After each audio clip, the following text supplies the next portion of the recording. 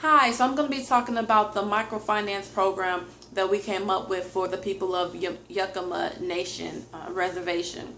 So the program that we came up with is called Entrepreneur Philanthropist Microfinance Program, and it is specifically for the poor people living in the reservation in the tiny houses or in the tents.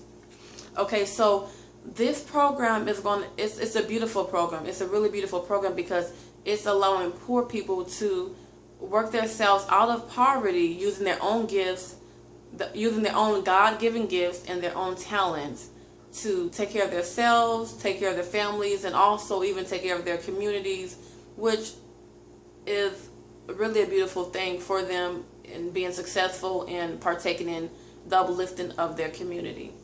So, Entrepreneur Philanthropist, a microfinance program, what's going to happen with that program is that it's first going to be presented to the Tribal Council Executive Board, and they're going to look at the program and they're going to say, is this program going to benefit the reservation? How is it going to benefit the reservation? How is it going to help the people here? And then once they do that, they're going to approve of it and they're going to send it down to one of the 8 standing committees. And that's all a part of the organizational structure of the reservation. And so there's 8 standing committees. One is focused on housing, and one's focused on youth, and then there's another one that's focused on loans and educational issues, stuff like that. And so this microfinance program is going to be sent to the committee that's focused on loans and education. And I believe housing is connected with this committee as well. And so once they receive it, then people that are interested in the program could apply directly to that committee. And so the way that they apply is they have to write down all their ideas of what they want to do. So basically have a business plan. They have to submit a business plan of their ideas and everything. And so they submit that. Then once they submit that, they'll be called in for an interview. Now in the interview, they have to be able to explain their business plan. You know, they have to explain how is this going to benefit the people in Yakima Nation? How they're going to benefit our community? And at the same time, they also have to, at that moment, express how much money they're asking for to start their business. Okay, then once that happens, the committee sees if they want to approve it or not. And this is a great program, so they're going to approve it. So once they approve it, they aren't finished yet. They tell the interested parties that they have to attend an orientation. And this orientation is called "Is This Program for Me?" orientation. Because we're not just going to give away money. We're focused on, building them up with money, but also building them up spiritually. So in this orientation, they're going to learn about everything that's going to happen in the program. They're going to learn about that there's a 2-week that they decide to go with this program. There's a 2-week spiritual application class where we're addressing their spirituality. And with these kind of people, Yakima Nation, they're not evangelistic people. They're more rooted in culture. And so because of that, we're not going to be talking about Christ, but we are going to be talking about Christ, his morals and his values and the way that he lived his life. But we're not going to say his name. But what we're going to do is we're going to present it like love your neighbor. And they believe in this kind of stuff because, they have stories on their website that I read about how they value Mother Earth. And they have this specific story that I read about Mother Earth, how it was people on the reservation that were bickering at each other, fighting back and forth. And Mother Earth was so upset that she shook the mountains really hard and the people fell off and they died. And so with that being said, that lets me know that they take community very serious. And so we're going to be addressing this in this spirituality class, that you need to love your neighbor. And how do you love your neighbor? Well, you love your neighbor if you see that they're hungry, you invite them over for food. Go out together with your neighbor, become friends with them, introduce yourself, allow them to be a part of your family. So we're going to be talking about stuff like this. And another aspect of the spirituality class is the resting part. And I love Sabbath. I love Sabbath rest. And at the same time, their culture is different. That's more of an evangelistic kind of way, and they're more culturally, they're different. And so with that being said, we're not going to call it Sabbath rest. We're going to call it soul rest. And from doing my research on Yakima Nation and, reading about them, they believe in following the paths of prior generations. And they believe that prior generations are looking down upon them. And so this soul rest is going to address that. Like, what are you doing in your life that's going to make the past generations proud of you, look down on you, and be happy? Basically, it's going to be self-reflection. What are you doing to take care of yourself? Are you spending time with your family?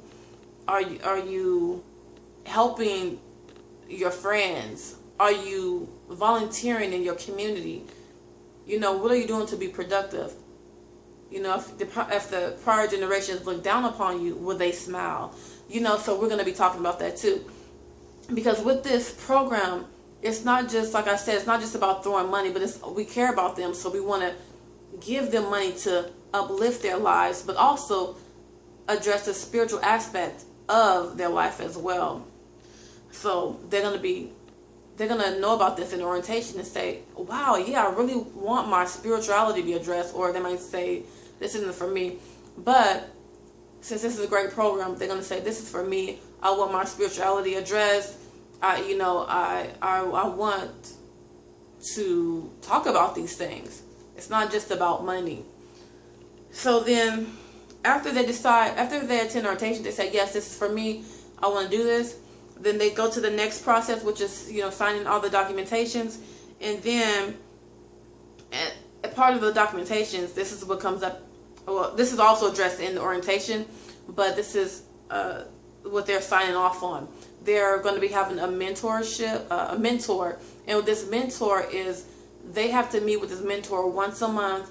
And it doesn't really matter what time, like 2 hours, 3 hours. No, that's really going to be between them and their mentor. It's just, we don't want to just give them money and then them just go and just not be successful. We want to provide them with support. So they're going to have a dedicated mentor who is there to help them financially and spiritually.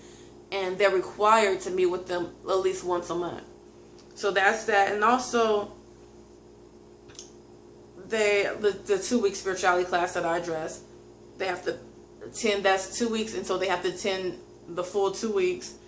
And also, this is my favorite part, there is a 5% of monthly earnings that they must give to the community. And so this loan that we're given is interest free, so they don't have to pay any interest on it. But what they do have to do is they have to pick an entrepreneur or business that's in the reservation. It can't go outside the reservation. In the reservation, they have to give 5% of their earnings to that entrepreneur, that business. And that's really important. And that's the part where the philanthropist part comes in. And I love that, because what's happening is that their money is being cycled within the community. It's not leaving the community. They're helping. Not only are they uplifting their own self, but they're also uplifting their community, their brothers, their sisters, all right there in the community. So it's just being cycled into the community. So I really love that part. And this is something that they will have to agree to. And that's a minimum of 5%. But if they want to give more, then that's great too. And so I know that some of you are probably seeing some negative aspects of this, and that's okay, because not every program is for everybody. And that's why before we even release the money to the people, we let them know up front that this is what's going to happen. Spirituality part, mentorship, and everything. And we let them decide, if this is something that you want to do or it's not for you. Excuse me.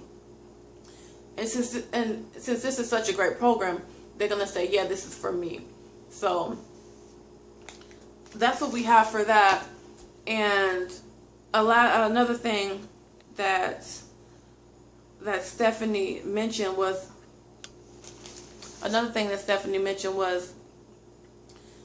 that we're not just giving out money.